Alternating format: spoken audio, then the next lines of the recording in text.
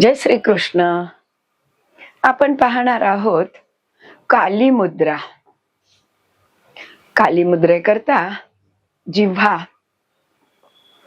एकदम बाहेर घ्यायची आहे, हनुवटीकडे खाली आली पाहिजे आणि डोळे मोठे झाले पाहिजे. बघा,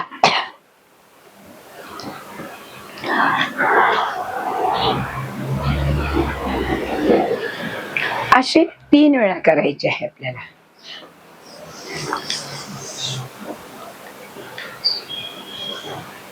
काली मातेसारखं झालं पाहिजे.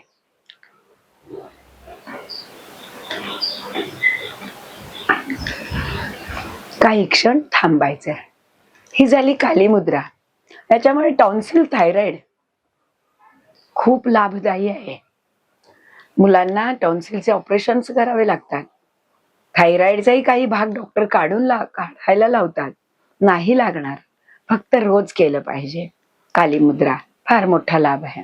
आता आपण पाहणार आहोत वायू धौते. श्वासाला सोडला, हवा श्वास घ्यायचा, हवा तोंडात आणायची आणि पाण्याने जशा गुळण्या करतो तशी हवेने गुळणी करायची आहे. बघा,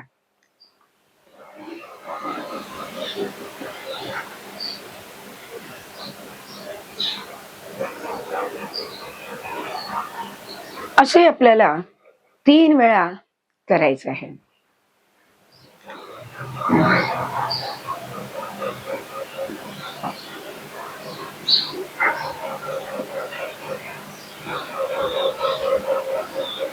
ह्या दोन्ही क्रियामुळे काली मुद्रा आणि वायू धौते याच्यामुळे फार मोठा लाभ हा होणार असतो की आपला चेहरा चांगला होतो, तजेलदार होतो. तोंडामध्ये आत जर काही तोंड येत असेल वगैरे, काही प्रॉब्लेम असेल, समस्या असेल, तर ती पण संपून जाते. हे योगाचं फेशियल म्हणा हवं तर, जे ब्युटी पार्लर मध्ये जाऊन काही काही महिला करून घेतात, ते इथे सहजतेनं घडतं आणि कालीमुद्रेमुळे तर टॉन्सिल थायरॉइडचाही मोठा लाभ होतो आहे. आता याच्यामध्ये आपण स्पर्शाचा एक अनुभव करणार आहोत. हात असे घ्यायचे आणि अशी टाळी जोराने मारली पाहिजे. जेवढी शक्यता आहे तेवढ्या मोठ्याने ही टाळी पडली पाहिजे. बघा,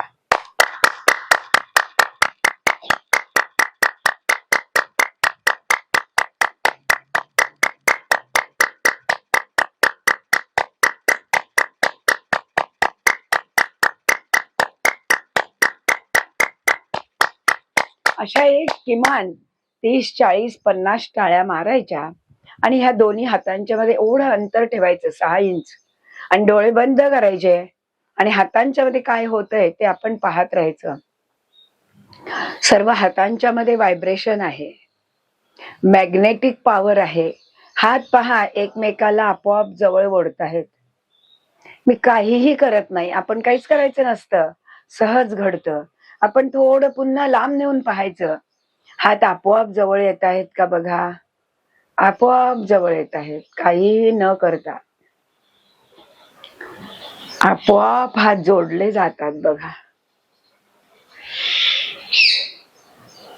अलौकिक अनुभव असतो. आणि आता ही मधली जी 2 बोट आहे ती आपल्या या डोळ्यांच्या वरती आपल्याला ठेवायची आहेत. मधली 2 बोट आतमध्ये एक बोटांच्या मधून, डोळ्यामधून एक विद्युत प्रवाह आत प्रवेश करतोय आपल्या देहात, असा अनुभव होईल. आपल्या या तळहातांच्या मध्ये अनेक पॉइंट्स आहेत. तळहातात आणि तळपायात सगळ्या देहाचे पॉइंट्स असतात.